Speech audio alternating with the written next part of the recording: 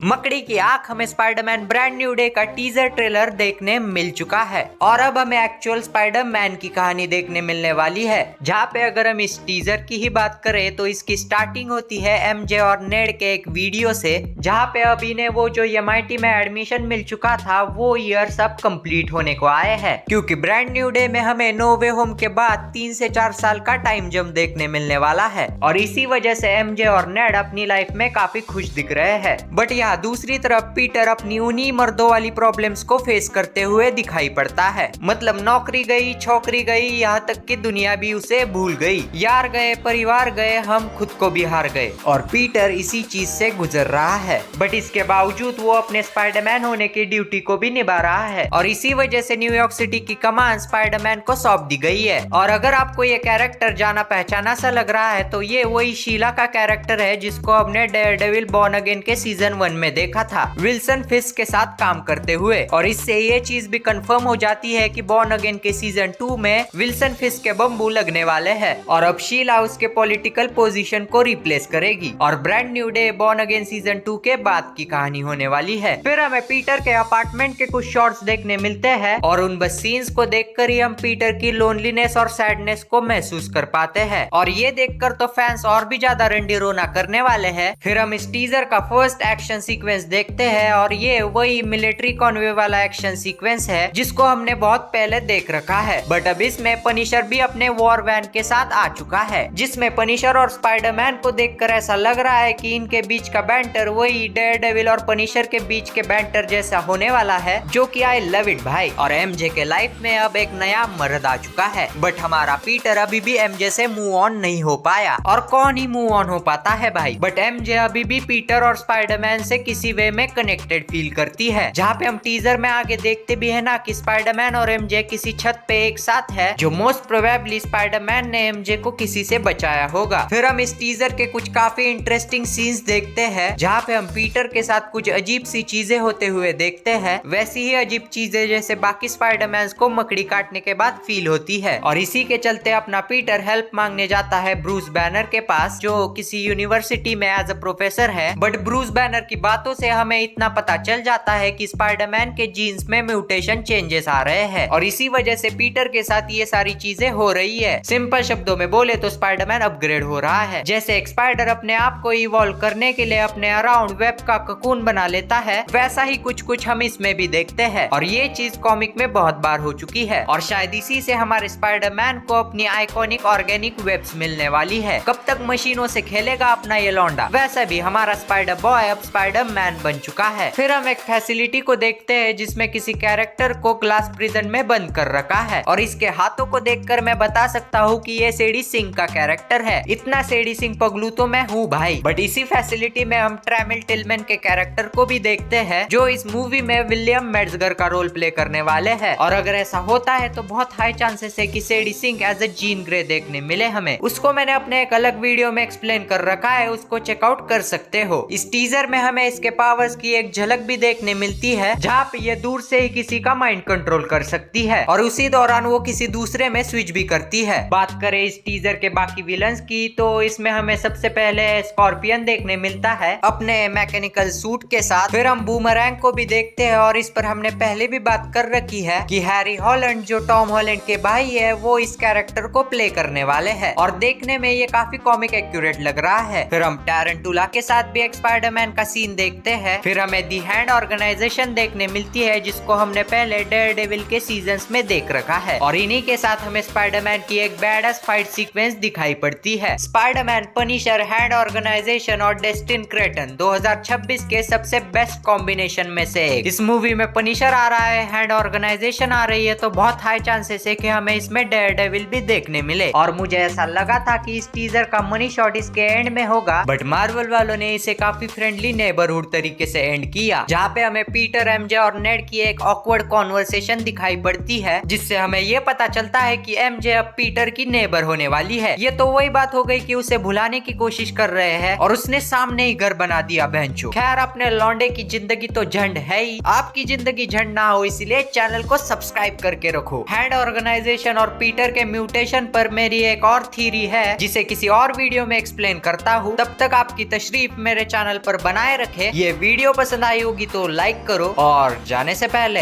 I am grout.